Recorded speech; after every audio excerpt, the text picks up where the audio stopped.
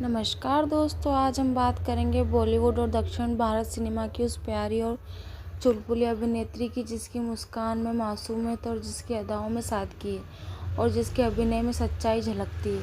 जी हाँ, हम बात कर रहे हैं जेनेलिया डिसूजा की, जिन्हें शादी के बाद लोग जेनेलिया देशमुख के नाम से जानते हैं। उनकी मुस्कान, उनका चंचल स्वभाव और उनकी जीवित अभिनय दर्शक के दिल में जगह बना लेता है। प्रारंभिक जीवन और परिवार। जेनेलिया डिसूजा का जन्म 5 अगस्त 1948 को मुंबई, महाराष्ट्र में हुआ। उनके पिता का नाम नील डिसूजा है, जो एक वरिष्ठ अधिकारी थे। उनकी माता का नाम जेनेट डिसूजा है, जो एक बहुराष्ट्रीय कंपनी में मैनेजर थी। उनका नाम जेनेलिया उनके माता-पिता के नामों से मिलकर बना है। जेनेट और नील को मिलाकर जेनेलिया नाम रखा गया। जेनेलिया का बचपन बहुत ही संस्कारी और स्नेहपूर्ण वातावरण में बीता। वह पढ़ाई के साथ साथ खेलकूद में भी बहुत अच्छी थी। उन्होंने अपनी स्कूली शिक्षा apostolic Carmel high school, Bandra से प्राप्त की। यह एक प्रसिद्ध कैथोलिक विद्यालय है, जहां उन्होंने अनुशासन और आत्मविश्वास के मूल सीखे। इसके बाद उन्होंने उच्च शिक्षा सेंट एड कॉलेज, बांद्रा से ली, जहां उन्होंने व्यवसाय प्रबंधन अध्ययन बिजनेस ऑफ मैनेजमेंट स्टडी में स्नातक की प्राप्ति की। जेनेलिया बचपन से ही बहुत मेहनती और आत्मनिर्भर स्वभाव की थी। वह स्कूल के दिनों में राज्य स्तरीय एथलीट और राष्ट्रीय स्तर की फुटबॉल खिलाड़ी रही। शुरुआती विज्ञापन से। जेनेलिया ने अपने करियर की शुरुआत फिल्मों से नहीं बल्कि विज्ञापनों से की।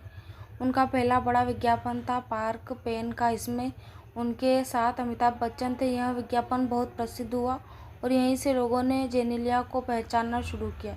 इसके बाद उन्होंने कई विज्ञापनों में काम किया, जैसे फेंडा, गार्नियर और फेयर एंड लवली।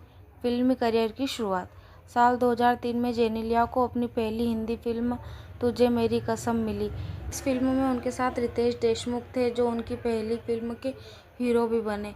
फिल्म में दोनों की जोड़ी बहुत प्यारी लगी और यहीं से उनकी प्रेम कहानी की शुरुआत भी हुई।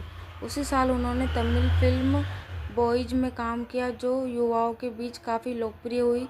इस फिल्म में जेनेलिया को दक्षिण भारतीय सिनेमा में पहचान दिलाई। साउथ फिल्मों में पहचान।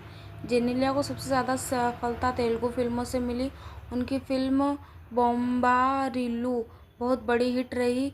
इस फिल्म में उन्होंने एक खुशमिजाज और सच्चे दिल वाली लड़की का किरदार निभाया था। इस फिल्म के लिए उन्हें फिल्मफेयर पुरस्कार तेलुगु में भी मिला। इसके बाद उन्होंने कई सुपरहिट साउथ फिल्मों में काम किया। धी रेड्डी, संतोष सुब्रमण्यम और ऑरेंज जैसी फिल्मों ने उन्हें साउथ की टॉप हीरोइन बना दिया। बॉलीवुड में वापसी। साल 2008 में जेनेलिया ने बॉलीवुड में वापसी की फिल्म जाने तू या जाने ना से। इस फिल्म में उनके साथ इमरान खान थे। फिल्म में उनका किरदार अदिति था, एक चुलबुली, मस्ती भरी और थोड़ी जिद्दी लड़की का। यह फिल्म बहुत बड़ी हिट साबित हुई और जेनेलिया रातों रात युवाओं की पसंद बन गई। जेनेलिया और रितेश देशमुख की मुलाकात उनकी पहली फिल्म तुझे मेरी कसम में दौरान हुई। धीरे धीरे दोनों में दोस्ती और प्यार हुआ। दोनों ने 9 साल तक एक दूसरे को डेट किया। फिर 3 फरवरी 2012 को उन्होंने शादी कर ली। शादी पहले मराठी रीति रिवाजों से हुई और फिर ईसाई परंपरा के अनुसार चर्चा में। दोनों की जोड़ी आज भी बॉलीवुड की सबसे प्यारी जोड़ी में गिनी जाती है। उनके 2 बेटे हैं, रियान देशमुख और राहिल देशमुख। शादी के बाद का जीवन। शादी के बाद जेनेलिया ने फिल्मों से कुछ सालों तक के लिए ब्रेक लिया, अपने परिवार पर ध्यान दिया, लेकिन उन्होंने पूरी तरह से अभिनय नहीं छोड़ा। साल 2022 में वह अपने पति रितेश देशमुख के साथ मराठी फिल्म वेद में नजर आई।